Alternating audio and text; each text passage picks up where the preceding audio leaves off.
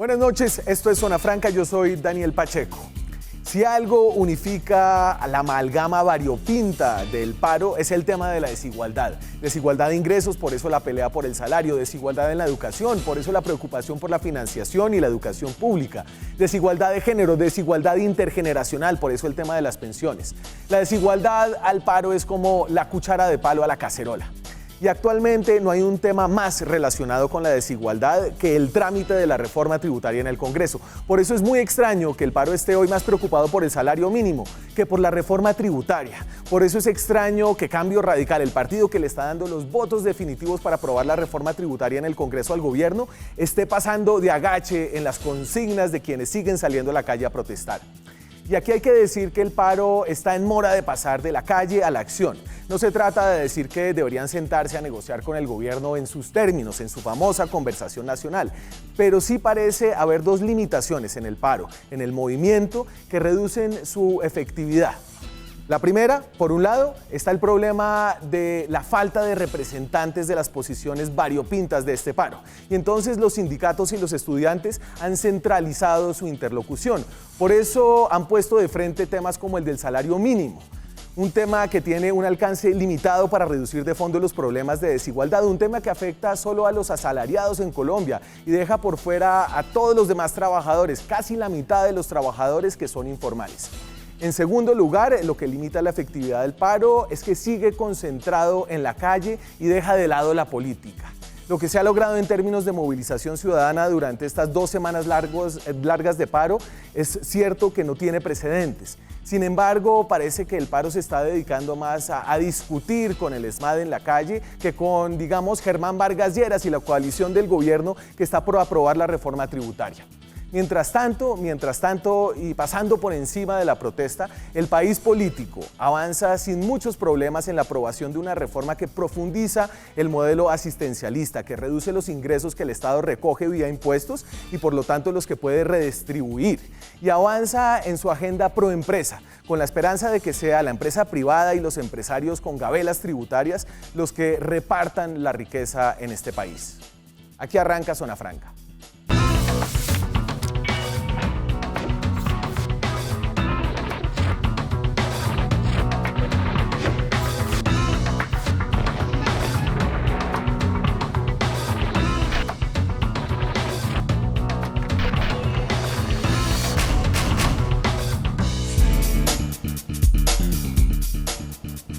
Hoy 10 de diciembre estamos en directo desde Bogotá, son las 9:05 de la noche, me acompañan hoy para hablar de la reforma tributaria, de las negociaciones salariales, representantes a la Cámara, representante por el Departamento del Valle, Catalina Ortiz, del Partido Verde, que ha trabajado en temas de emprendimiento, en Bancoldex, en el sector empresarial. Catalina, un gusto tenerla acá. Muchas gracias, un saludo a ti, a todos los que nos están viendo y por supuesto a mis compañeros de mesa.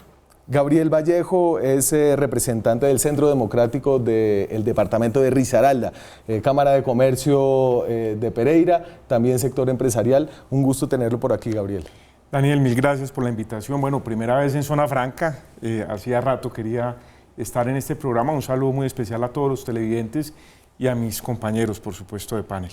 Y un decano de las negociaciones salariales, el presidente de la Central Unitaria de Trabajadores, Diógenes Orjuela, trabajador del sector de la docencia, llanero, de Villavicencio. Un gusto tenerlo por aquí, Diógenes. No, el gusto es mío estar con todos ustedes, bueno, para conversar esta noche sobre temas muy importantes. Y usted también es sentado en el comité del paro. Del paro, sí. ¿Y qué dice el comité? ¿Para cuándo sigue el paro? ¿Cómo sigue el paro? Eso va para largo. Vamos a descansar, a medio descansar, pero ya hay muchos villancicos de paro y mucha natilla de paro y toda esa cosa. Entonces, el ambiente sigue. El disco pague IVA. El disco pague IVA. Va a ser interesante esta Navidad. Una Navidad en paz. En paz, eso sí. En paz. Absolutamente. Y yo decía al principio que el tema tributario como que no ha acaparado un poco la discusión acerca de las movilizaciones ciudadanas y que parece ser como una oportunidad desperdiciada, Catalina. Yo estoy completamente de acuerdo. Yo creo que lo que ocurre en una reforma tributaria en términos de del impacto que tiene sobre la vida de la gente, sobre el efectivo que puede manejar, debería ser una parte central de unas manifestaciones en la calle. Creo que, voy a decir una cosa con mucho respeto, pero que me parece muy importante en esta discusión sobre el paro y la reforma. Cuando yo era chiquita, que eso fue hace mucho tiempo, un paro era mayoritariamente y con muy poquitas excepciones las centrales obreras y los sindicatos. Sí. Hoy en día ya no son. Y la verdad es que tampoco sabemos a ciencia cierta qué son. Y creo que el país está como en un mundo emergente en donde estamos, siguen estando las centrales obreras, pero también hay otras fuerzas. Y creo que ese tema de no tener un liderazgo claro, que no está mal, eso está bien, yo creo que creo que eso es parte de lo que va de la mano de no tener una agenda tan clara. Porque yo sí lo digo con todo el amor y el respeto por quien apoya las marchas. Yo realmente a veces digo, ¿por qué es que estamos marchando? Diógenes, ¿usted quiere meter algo ahí de réplica? No, nosotros hicimos un llamamiento al paro del 21, colocamos unos temas y la gente respondió y creemos que la gente se sintió respondida, se sintió representada en esos temas y hubo la respuesta. Parecía que la gente estaba esperando que alguien llamara. Ahora el llamamiento lo hicimos muchísimos sectores, los estudiantes, los trabajadores en los sindicatos, los indígenas en sus organizaciones, muchas organizaciones sociales aglutinadas de diferente manera, sectores afro, organizaciones de mujeres. Aquí hay yo llamo, el paro demuestra que en Colombia hay dos opiniones. La opinión del gobierno, el Fondo Monetario, la OCDE y los gremios. Y otra opinión que es los que estamos al frente del paro. Gabriel. Daniel, yo primero escucho a Diógenes y pues obviamente siento tristeza cuando dice el paro va para largo. Yo sigo sin entender, en el caso del Comité del Paro, las razones claras por las cuales realmente pues, están promoviendo un paro, que entre otras cosas lo he dicho en diferentes medios. Parece más un pliego de condiciones de una negociación sindical con un gobierno que realmente la reclamación de reformas estructurales que está exigiendo el pueblo colombiano y que indudablemente la clase política de este país tenemos que abordarlas con responsabilidad. Yo quiero hacer ese primer comentario. Lo segundo es que yo sí creo que se ha perdido una oportunidad histórica y se empieza a dilatar en el tiempo, y cuando no hay una claridad de lo que realmente el Comité de Paro está pidiendo, que entre otras cosas, insisto, parece más un pliego de peticiones o de condiciones, que realmente unas necesidades de reformas estructurales. Y ahí es donde yo termino con esto, y es, en mi opinión, el paro arrancó mal. Uno, porque arrancó con mentiras, y eso deslegitima de alguna u otra manera la protesta social. Se hace con temas violentos en algunos casos, y tercero, se termina afectando a otros ciudadanos. Ok. A ver, y yo vuelvo a porque el tema de impuestos es importante, y más bien entonces dejemos el tema de salario para el final. En otros países, en países europeos, por ejemplo, y aquí tengo la gráfica, después de impuestos hay una redistribución de los ingresos de los países, ¿cierto? Los impuestos funcionan como redistribuidores de los ingresos en Suecia, por ejemplo, donde el Gini antes de impuestos es de 0.4%. Recuerden que el Gini entre más alto, más desigual, entre más bajito, menos desigual. De 0.4% pasa a 0.2%. 8 o algo así, ¿no? Se baja mucho. En Francia también, después de impuestos, se reduce mucho la desigualdad. En Colombia, en cambio, después de impuestos, no se reduce casi nada la desigualdad.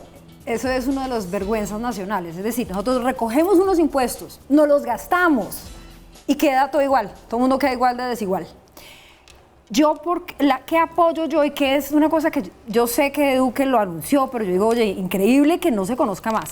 Miren, hay una medida que está en esta reforma tributaria que es de las que yo voy a apoyar, siendo de la oposición, que básicamente lo que hace es compensarle a la gente más pobre de los deciles 1 y 2, es decir, los primeros 2 deciles de la sociedad, lo que se gastan en IVA, porque ellos gastan más en IVA que proporcionalmente a su ingreso que personas de más alto estrato. Sí.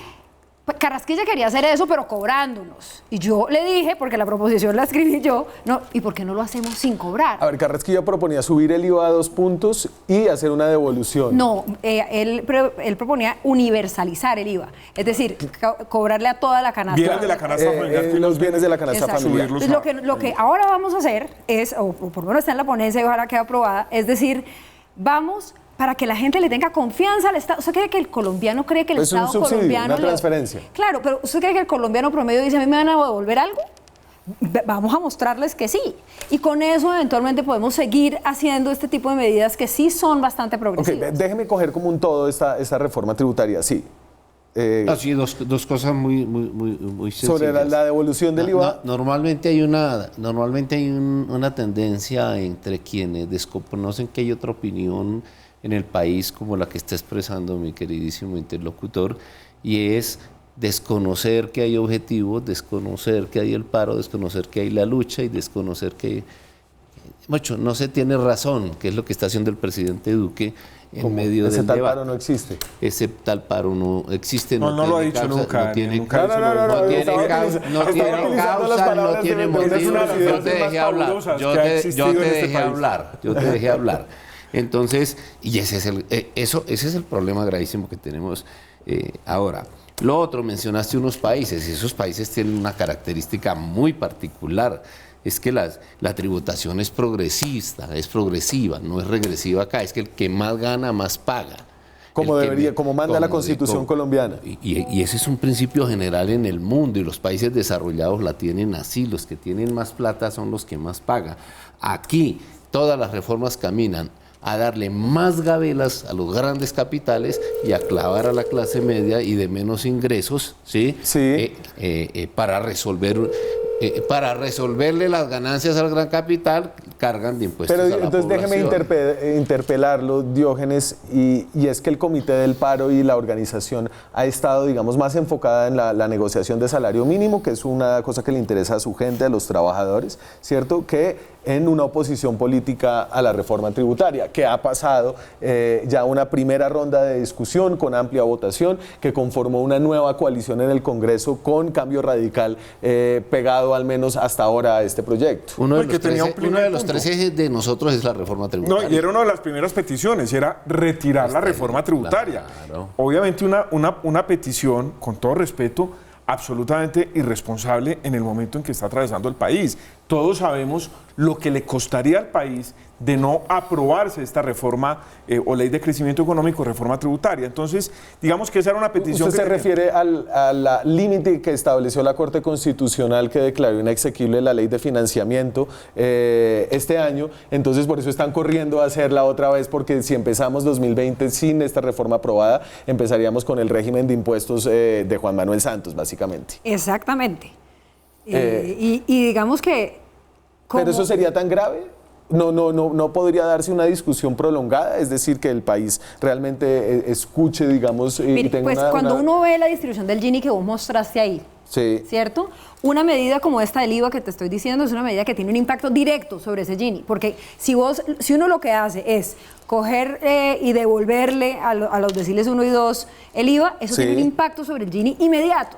Entonces, digamos que se podría hacer eso. Yo tengo una posición, y es, a mí no me gusta Duque, yo no voté por él, no votaría por él, pero él fue el que ganó.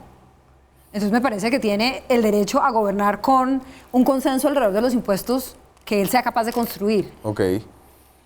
Daniel, mira, yo quiero, frente al tema de la reforma, que me parece importante dejar lo siguiente.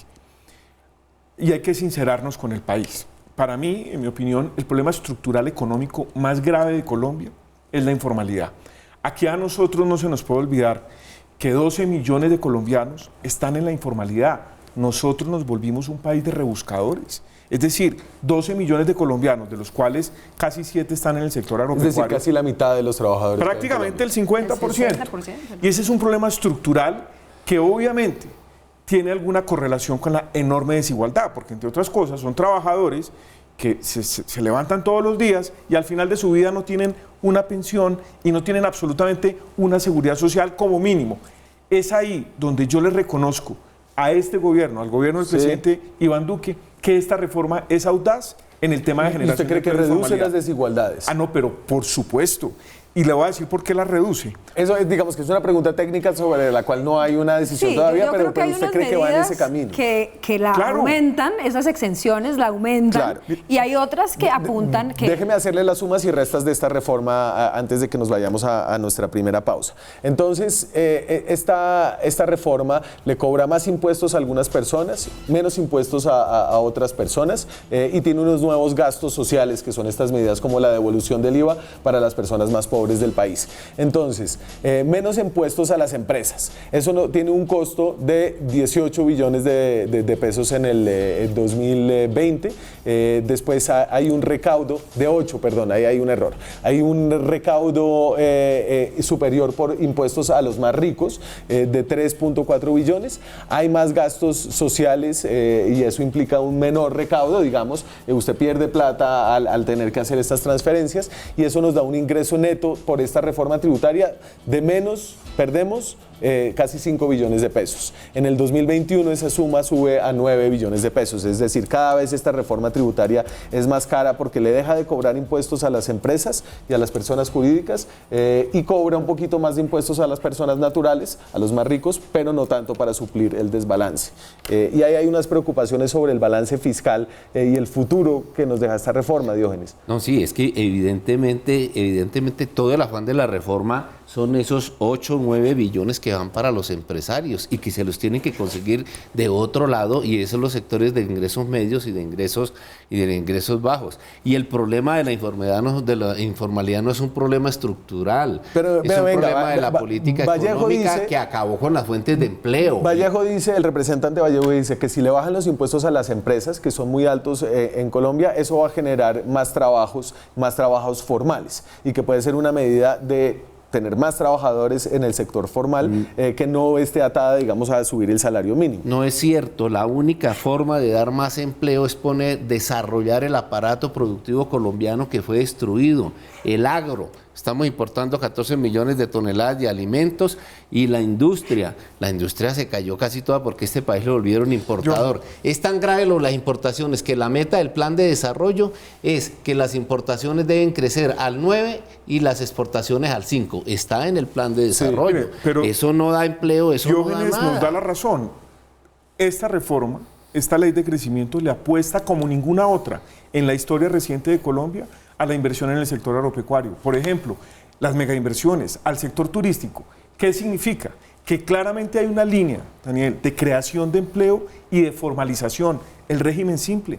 El régimen simple es una propuesta absolutamente novedosa que ya quedó probada este año. 8.500 empresarios se acogieron a un régimen simple que lo que hacen es permitir la formalización. Yo insisto, mientras en Colombia no le rompamos el problema de la informalidad, difícilmente vamos a poder empezar a diseñar políticas públicas claras que permitan reducir estas desigualdades. Entonces, pues digamos que es parte de lo que está planteando la reforma. Pero usted ya hizo su plante. Dice el representante que la reforma tributaria bajaría la desigualdad. Eso está por verse y por calcularse. Me tengo que ir a mi primera pausa. Seguimos hablando de eso después de comerciales. Seguimos en Zona Franca, son las 9:24 minutos de la noche. Hablamos sobre el trámite de aprobación de la que sería sin duda la ley más importante del gobierno de Iván Duque, la reforma tributaria, que ya la había aprobado, pero que la Corte se la tumbó. Entonces... no se burle. Que no... Muy de malas, la verdad fue un golpe duro. Estamos en eso, o sea, ocupamos el segundo semestre legislativo del 2019 en volver a tramitar algo que se había tramitado en el 2018 y eso obviamente empujó una cantidad de cosas. Y lo hacemos mientras está la gente saliendo a la calle, alguna gente, otra gente no. Y hablemos entonces de los, ¿quiere hablar de los regalos de la reforma o del castigo? Se lo pongo así, el castigo a los más ricos. No tiene regalos. Claro. El regalo es el de los empresarios Y el resto es el castigo al bolsillo de la clase media y de los sectores de menos ingresos. Pero venga, No tiene más. aquí hay una medida que tal vez no se le reconoce lo suficiente al gobierno, pero es subirle los impuestos a los más ricos, ¿cierto? Y eso, dame, Juanse, el de más impuestos a los ricos. Y entonces, por varios métodos, en renta, ¿cierto? Entonces, yo esto no lo entiendo del todo, pero la unificación de las cédulas y las nuevas tarifas marginales que suben, tarifas marginales son para quienes se pasan los márgenes, digamos, de grupos de ingreso. Es que uno tenía antes el derecho a unos beneficios por cada cédula, así Sí. uno fue, yo tenía varias cédulas. La mía personal, la del trabajo, y ahorita es una sola, o sea que yo tengo derecho a un descuento y ya. Ok. Esa es la manera como a mí me suben los impuestos. Ok, seguimos. Ahí la segunda de esas es el impuesto al patrimonio, desde el 1% para patrimonios de más de 5.000 millones de pesos. Ese es un impuesto que afecta obviamente a los patrimonios más grandes del país. Y yo lo meto ahí, el impuesto a los dividendos. Los que tienen dividendos, hay algunos trabajadores obviamente de Ecopetrol, algunos trabajadores que tienen dividendos sobre las empresas en las que trabajan, pero ahí también hay un ingreso. Eso tiene un efecto neto más o menos de 3.4 billones de pesos, ¿cierto? Ahí hay algo, ¿no? No, eso no la reconoce. Como es que dice quitarle un pelo al gato.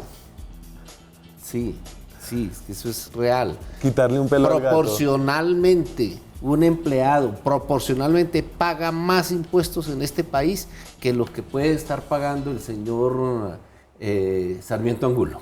Proporcionalmente.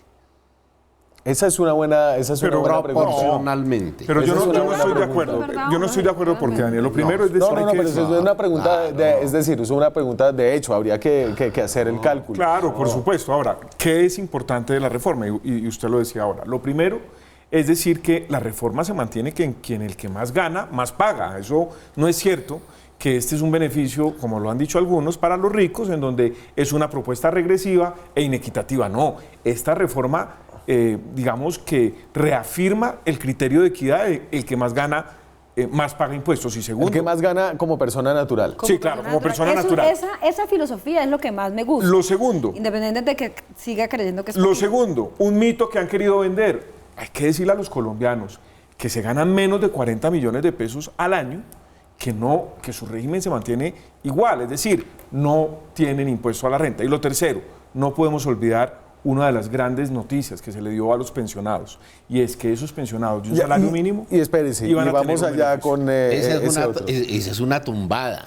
Y la explico porque es una tumbada. Pero entonces, ¿usted quiere decir algo acerca de esto? Vamos a lo de menos impuestos a las empresas, que es ahí donde está, digamos, que la visión más liberal de la economía que empuja este gobierno, que yo creo que Catalina Ortiz comparte en gran medida. ¿Sabes Es qué el no? ala derecha del Partido ¿Sabes Verde. que siendo en términos económicos. Mira, ¿cuál es? Venga, una cadena, espérese. es que le explico. Entonces vuelva. Es que es muy larga. Mire, usted dice, le vamos a dar una exención a tal sector. Entonces ese sector hace una inversión. Y de esa inversión algún día produce un empleo. Miércoles, qué cosa tan larga. Ese es un poco Sí. el nuevo Nobel, Banerjee y Duflo y toda esta gente está diciendo, mire, este tema no da resultado. Mire la data en todas partes y ese cuento de que usted le da una exención a un sector y eso a la larga va a generar empleo, parece que ninguna a la larga ni a la corta. A ver, y entonces aquí está. Estados Unidos tienen hoy pleno empleo, Catalina, eso es una realidad. Nunca ha funcionado en Colombia. Yo Ni me la quedo con los reforma, premios todas las Nobel. reformas laborales han sido que para generar más empleo. Le quitaron el pago de la salud a los empresarios, que eso eran 6 billones anuales. hoy el empleo está y donde más. estaba hace Y el 7 empleo años, más o cae. menos. Yo se lo digo, o el empleo no está cayendo. Sí, señor. Y está cayendo es porque no hay fuentes de empleo. Y no hay fuentes de empleo Pero- porque no hay agricultura, no hay industria. Voy. no hay Menos producción. impuestos para las empresas. Entonces, aquí están lo que algunos llaman los regalos para las empresas, pero son alivios tributarios para las empresas. Una disminución de la tarifa de renta iba de una baja al 32% en el 2020, después al 31% en el 21, a 30% a partir del 2022. Obviamente antes del 2022 seguramente habrá otra reforma tributaria. Descuento, si la historia tiene alguna razón, descuento del IVA del 100% por adquisición de bienes de capital. Esta es devolverle, digamos, en el IVA, en la renta a las empresas que compran máquinas, incentiva la inversión, disminución gradual de la renta presuntiva. No sé qué diría Guillermo Perry en este momento, quien fue un gran defensor de la renta presuntiva. La votan a cero en el 2022 también. Descuento contra el ICA al impuesto de renta, este es el impuesto municipal. De industria y comercio. Sobretasa al sector financiero, se mantiene la propuesta que hacía el senador David Barguil y la condición de que fuera, digamos, tratada con algún respeto la integridad de esta nueva reforma tributaria, y eso tiene un efecto neto, y ahí es donde yo creo que tengo mi error, que es de menos 8 billones de pesos, no 18 billones de pesos. Volvamos. Ahí están lo que usted llama los, ¿cómo los llama usted? Los beneficios. Los beneficios. Para los empresarios. Para los incentivos. Los incentivos. Que ahora le digo, esto no se refleja. Pero si mucho, los trabajadores dependen de las empresas porque no están contentos. Esto no se refleja tanto en los pequeños y medianos empresarios, es en las grandes empresas, en donde están también las grandes exenciones que suman un poco de billones de pesos, que unos los tasan en 20, otros en más, que si el Estado los estuviera recibiendo estaríamos en otras condiciones. Progresivo era que las pequeñas y medianas empresas sí tuvieran inclusive más beneficios, porque en este país más o menos de 1.300.000 empresas que hay, 1.200.000 son pequeñas y medianas empresas. De esto se benefician 100 empresas principalmente en el Pero país. no, porque hay una tasa, digamos, y no se reduce, están generando el mayor empleo. Se reduce renta para todas las empresas, se reduce, es decir, no es aquí hay un empujón a la pequeña y mediana empresa. Esa es la pregunta. No es igual el impacto para la pequeña y mediana. Pero por supuesto, Daniel, que es igual. Es más, hemos hecho los cálculos en una empresa, por ejemplo, de fabricación de morrales. Lo tenemos claramente. Hoy la tasa efectiva de tributación en Colombia bordea el 70%. ¿Sabe cuánto es el promedio de una empresa en países de la OCDE? 70%. Tasa efectiva de todos los impuestos, por supuesto. Hay que sumar predial, hay que sumar industria y comercio, y hay que sumar todo esto. Pero esa es la realidad. En un país de la OCDE es el 30%. Ese dato está, por supuesto. Súmele todos los impuestos que paga un empresario en Colombia, con contribuciones y tasas. Eso es lo que llega. Es una exageración. Lo que simplemente quiero decir es que si nosotros no reducimos esta tasa efectiva, no somos capaces de competir con el mundo entero porque no somos atractivos para la inversión. Ahora, el beneficio es para las grandes, para las pequeñas, para las medianas y para las micro. Es que la tasa de impuesto es igual para todas las personas jurídicas. Pero venga, yo le digo, esto es lo que se viene haciendo en Colombia desde hace más o menos el año 2002.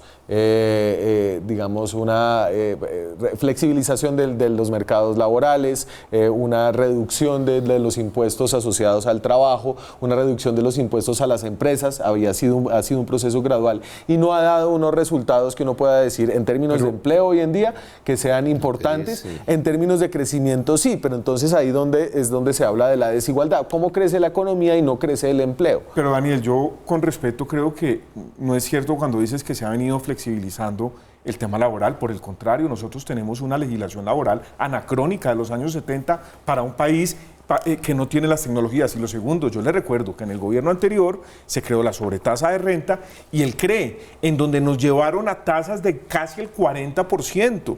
Es decir, por el contrario, a esos poquitos empresarios son los que les han cargado el sistema tributario colombiano, y en donde está demostrado que esa composición tributaria en otros países la soportan las personas naturales y las empresas la soportan de una menor manera. Yo quiero aquí voltar la torta un poco y hablar de una de las medidas que me tiene, ¿será que la voto? ¿Será que no la voto? Que es el 120% de descuento para los jóvenes. Pero entonces venga, y antes de eso, ayúdeme a entender usted y el Partido Verde cómo están entendiendo su rol de oposición a esta reforma tributaria. Como porque siempre, yo la veo... el verde es un... digamos que tiene muchas tonalidades, el verde como es el verde en la naturaleza. Ajá. Verde de todos los colores. ¿Tú qué tonalidad eres, Catalina? Cuéntame. Yo soy un verde oscuro. No, bueno, si hay tonalidades en el Centro Democrático, ¿por qué no puede haber en el verde? Hay personas en el partido que dicen, nada de reforma tributaria, nos parece una ofensa que se esté hablando del tema cuando la gente está en la calle. Yo respeto esa posición, pero no es la mía. Entre otras porque yo estuve en la de financiamiento y yo considero con toda sinceridad que en esta reforma hay cosas positivas. El tema del IVA, pues cómo no va a pensar que es positivo si yo ayudé a proponerlo. El tema de la devolución, compensación del IVA para los vecinos. El tema de... ¿Y esas dos cosas son suficientes para que usted las apoye por separado? O sea, pero si se trata en algún momento de decidir sobre toda la totalidad de esta reforma tributaria y la posibilidad de que pueda aplazarse la discusión. Normalmente termino votando negativo y dejando una constancia de que estoy a favor. ¿Pero usted cree que esta es una discusión que es inaplazable y que hay que tener ya antes de que se acabe este año? Yo insisto en el tema miren, insisto, no es mi presidente. Lo respeto como persona, pero no es mi presidente, nunca hubiera votado por él. Sí. Él ganó, él tiene derecho a fijar los impuestos con un consenso con su Congreso y en este momento un consenso ampliado con un paro. Yo creo que el presidente tiene derecho. Pero ese consenso con el paro no va a existir. Es decir, la reforma tributaria no es uno de los ítems de la conversación nacional, no es uno de los ítems de la conversación ahorita que tienen ustedes. Bueno, para que la aprueben, si la aprueban, seguirá siendo un tema de debate en el país por sus impactos y por sus cosas. Claro, pero ya estará aprobada. Este país está tan mal hecho casi todo que tendrá que hacer otra reforma supremamente rápido, pues ahí seguimos en la discusión. Pero, Daniel, hay una cosa importante. Uno de los temas que creo que va en ponencia, la vi hoy, es hacer un estudio del tema de las exenciones. Porque hablamos ahora, digamos, de los regalos generales, renta, etcétera, pero el tema de las exenciones... Yo creo que esa no es una buena palabra para utilizar en esta discusión. ¿Beneficio? Es decir, los incentivos, deducciones... Beneficio, o sea, ¿cómo le el regalo además es en términos negativos, porque es plata que usted deja de recaudar. Yo no le digo regalo, yo digo que es un beneficio a un sector, es una política sectorial. Estamos haciendo con los impuestos política sectorial. Y yo creo que eso es un error. En 252 beneficios. Sí. Entonces, que alguien nos diga, mire, si este beneficio le está generando inversión y empleo al sector X, pues mantengámoslo. Y si no, por favor, quitémoslo. Y eso es una discusión, una de las razones por las que sigo en la discusión de la reforma tributaria, porque yo puedo sentarme y decir que es que son regalos y que todos los sectores son malos. Por eso es regresivo todo este sistema tributario, Daniel, por eso es que es regresivo. Recuerden ustedes, por eso yo sí creo que es válido, es absolutamente válido que con una reforma tributaria haya fomento a la inversión. Y más en un país en donde tenemos una tasa efectiva, insisto, de tributación cercana al 70%. Pero mire, está comprobado. ¿Recuerdan ustedes la promoción de inversión del sector hotelero en el gobierno del presidente Uribe? ¿Usted recuerda lo que era Colombia antes en la inversión del sector hotelero y lo que se convirtió Colombia? Fue el gran dinamizador de la economía, los beneficios que en su momento la ley tributaria le otorgaron a las inversiones del sector turismo. Medidos son como 250 millones de pesos por empleo. Obviamente que hay empleo indirecto. Y empiezan a aparecer como impuestos pensados con nombre propio, ¿cierto? Y exenciones con nombre propio. Con una característica que no se menciona, es que el sector turístico, hotelero y restaurantes es el de la mayor informalidad en Colombia. También uno de los mayores productores de empleo. Me voy a la pausa, seguimos hablando sobre este cruce de caminos de la economía tributaria y la protesta social ahora mismo en Colombia. Ya volvemos. Seguimos en Zona Franca, son las 9:43 de la noche, estamos en directo desde Bogotá, francamente tributaria, ese es mi hashtag de hoy. Hablamos de la reforma, algo nuevo que tiene esta reforma, una respuesta, digamos, esta es la manera en la que el gobierno puede decir, estoy escuchando a la gente que está allá afuera. Es un nuevo ítem de gastos sociales en esta reforma tributaria de la que creo que vale la pena hablar. Entonces, hablar un poquito más en detalle. Esto se había propuesto al principio, entonces viene con dos cosas. Compensación de IVA para la población más vulnerable y la disminución de la cotización en salud al régimen contributivo para pensiones de un salario mínimo. Y eso va bajando hasta el 2022. ¿Cierto? Son dos medidas que yo me imagino que usted podría apoyar en otras circunstancias, Diógenes. No, porque eso está en un acuerdo que está firmado desde la Comisión de Concertación de que se elimina ese 8% para todas las pensiones. Eso está en otro proyecto de ley que está caminando en el Congreso que va en la misma línea y el gobierno lo atraviesa en la reforma tributaria para solo los que tienen salario los que tienen Un salario mínimo. como pensión. Sí. Entonces, Que es la mayoría. por eso digo, es una tumbada que el gobierno atraviesa ahí en este momento la reforma tributaria cuando hay otro proyecto al que el gobierno no le ha querido dar el aval y el respaldo. Eso debe quedar absolutamente claro. No sé si ese proyecto ya terminó su tránsito en Cámara o todavía está en Cámara, pero el proyecto camina es en otra dirección y es para todos los pensionados. Inclusive se estaba hablando en el otro proyecto de bajarlo para todos en un lapso de 4 años, pero para todos. ¿A usted? O hasta 4 salarios mínimos, algo así que era... A ver, y aquí entonces, frente a las posiciones liberales, hay una contradicción, porque esto sí parece una medida asistencialista de alguna manera, ¿cierto? Lo de los A mí me pensionados. hubiera gustado más. Y la del IVA. A mí me hubiera gustado. No, tierra No, la del IVA es lo más del IVA. progresivo que hay. Es la gente más pobre que paga más IVA. O sea, a mí ahí sí pues... Pero ¿y cómo se implementa?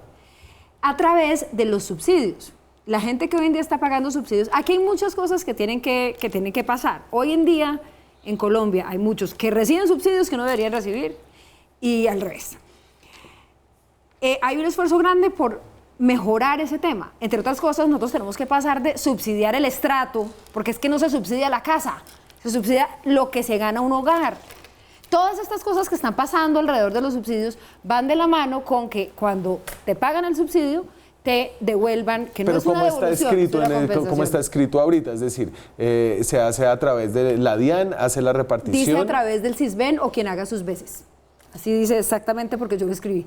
Ok. Gabriel. Digamos que con relación al tema del IVA, indudablemente esta es una medida, creo, muy importante y hay que reconocérsela, en este caso Catalina, que me decía que fue una de las autoras, igual el gobierno la acogió y la ha venido promocionando, porque indudablemente el IVA es un impuesto regresivo que no diferencia el nivel y capacidad de ingreso de ningún colombiano.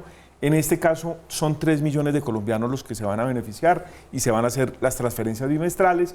Creo que el gran reto, Daniel, y estoy de acuerdo, va a ser la forma en que se operativice la devolución del IVA. Pero mire, frente al tema de la pensión, yo sí creo que además es una promesa con los colombianos y con los pensionados, sobre todo los de menor ingreso. Era una deuda, digamos. Era una deuda, Quiero decir una cosa, porque aquí vamos a beneficiar a los que tienen un salario y lograron pensionarse. Y eso en Colombia es el 20%, el 23%. Y hubieran podido, pero no lo hicieron, con ese mismo recurso, irse para Colombia Mayor.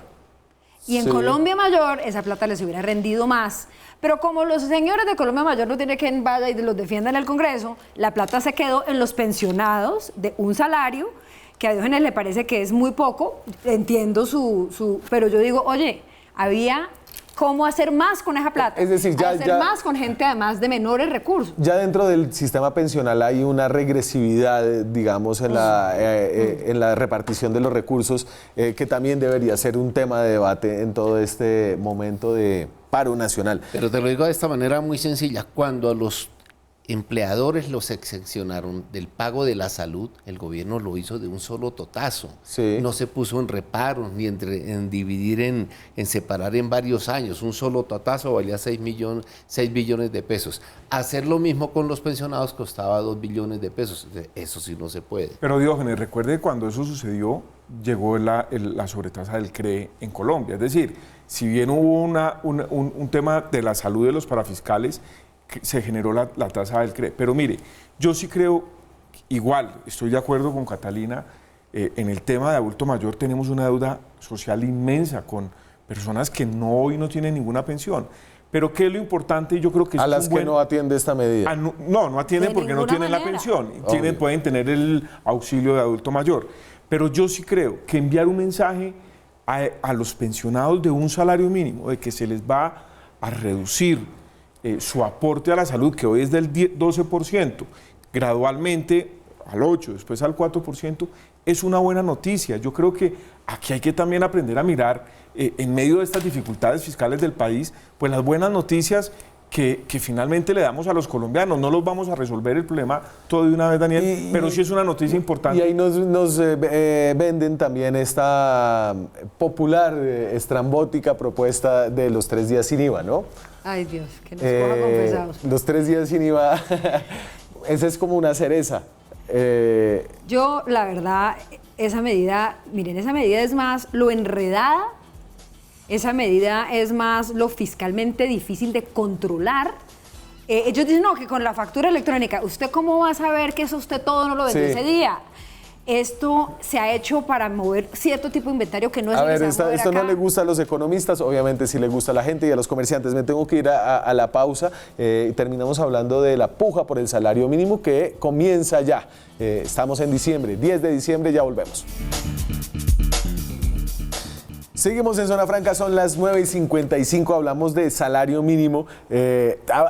Hablemos de lo que estábamos hablando. Entonces, estos encuentros anuales, que son toda una tradición navideña, ya se acabó el año, es 10 de diciembre, llegan los representantes de los sindicatos, los representantes de los gremios, y tienen una discusión. ¿Y cómo es que es esa discusión? Usted la resumió muy bien. No, sí que nos sentamos con personas que tienen salarios de 50, 60, 70 millones que dicen que a una persona que a un trabajador no se le pueden aumentar 50.000 pesos porque les daña la economía. A ver, pero es así, pero es una manera injusta de plantear el debate del salario mínimo. No, ahora, la forma justa de plantear el salario mínimo y para que usted, ¿en qué términos planteamos? Pero el país necesita un incremento del poder adquisitivo de la población si de verdad queremos hacer que esta economía crezca. Eso ya lo desarrolló el mundo y las economías poderosas, todas las economías poderosas tienen buenos salarios. Y a consumo. Excelentes salarios, garantizan su consumo interno y se desarrollan tanto que tienen para exportar. Aquí hacemos todo lo contrario. Y entonces, el gobierno no ha dicho su posición. Ustedes arrancan con una petición de 8,1. 1 millón hemos dicho. Que llegue a 1 millón, y eso más o menos da 8% por ahí. Sí, 8.11%. Que llegue a 1 millón, ahorita está en 926, subsidio de transporte. Ahorita está en 926 con el subsidio. Las dos cosas. Y que llegue a 1 millón. Estamos pidiendo 70.000 pesos. 75.000 pesos de incremento para que un trabajador se gane 1 millón de pesos. Los empresarios están ofreciendo 4.5 de arranque. Así es. Como ve usted, y la inflación la tenemos por 3.8, es decir, 3.8. definitivamente tiene que estar el aumento real. Yo aquí tengo un cálculo de cuánto ha sido el aumento real en los últimos años, restándole el valor de la inflación al valor del aumento salarial de cada año.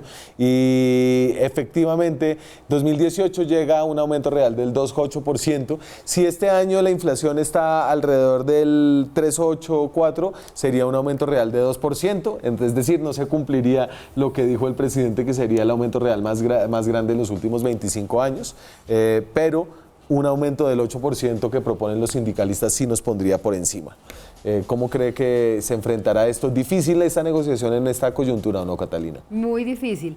Yo, cuando arranqué a ver el debate, me hacía la pregunta, yo entiendo y digamos que uno ve estos números y entiende pues como la justicia de pedir estos aumentos.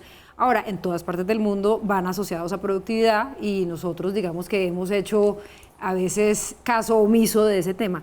Yo a veces me pregunto si no es, finalmente si nosotros no deberíamos hacer mayores esfuerzos porque haya mejores bienes públicos para la gente que salarios, sí. Porque si el salario le llega a solo esos que están trabajando formalmente, mientras que los bienes públicos en teoría deberían llegarle más. Entonces, digamos que especialmente con ocasión de la marcha, uno dice, bueno, si hay educación gratuita, si hay mejor salud, eso no es más progresivo, no es más justo para la sociedad. Déjame dar esas 3 cifras dramáticas que presentó el DANE, ¿cierto?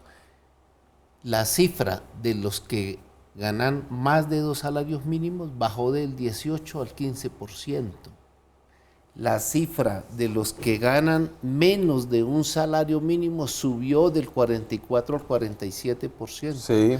también solo subió los que están entre el 1 y 2 salarios mínimos, pero es por la gente que cayó de menos de 2 salarios mínimos. El tema salarial en Colombia es un absoluto desastre. El salario promedio en Colombia es de 1.300.000, que eso es de vergüenza. Así no se desarrolla ninguna economía. Y ahí me voy yendo, subió también ligeramente la pobreza multidimensional, subió el desempleo, subió también el crecimiento del PIB y entonces la gente hace cuentas y no importa y por eso hay muchos que están con cacerola en mano. Cierre Mire, ahí, Daniel, Gabriel. mire, indudablemente esos datos son preocupantes, lo de la pobreza multidimensional es preocupante, lo del desempleo es preocupante, pero yo vuelvo e insisto, la discusión del incremento del salario mínimo no puede simplemente llevarse a que cuánto llegamos a la negociación, obviamente eso afecta a millones de colombianos. Yo invitaría a los representantes de los trabajadores a dos cosas. Uno, a que pensemos en esos 12 millones de colombianos que hoy están en la informalidad, en una visión cristiana de la economía. Y dos, a flexibilizar nuestro régimen laboral. De lo contrario, no vamos a ser productivos. Y si no somos productivos, Pero vea, jamás ahí vamos a poder... el paquetazo. Jamás vamos a poder mejorar el ingreso de Ahí los colombianos. ese es el paquetazo. No fueron tantas mentiras al final. Ahí está, esa propuesta. ¿Pero cuál es el estaba paquetazo? Una visión Flexibilización. cristiana, yo no soy cristiano ni nada de eso, pero una visión cristiana de la economía es darle empleo a la gente y darle empleo a la gente. ¿Y Se quién refiere- genera el empleo, Diógenes? tiene ¿Quién genera el más empleo? fórmula. A ¿Quién la genera el expresión empleo? del La expresidente producción Álvaro agrícola y la Uribe. producción industrial que este país la abandonó. Me voy porque ya empezamos a dar círculos. Muchas gracias a ustedes muchas gracias. Feliz Nosotros aumento. Buenas noches. nos vemos mañana con más periodismo, con más debate, con más opinión. Chao.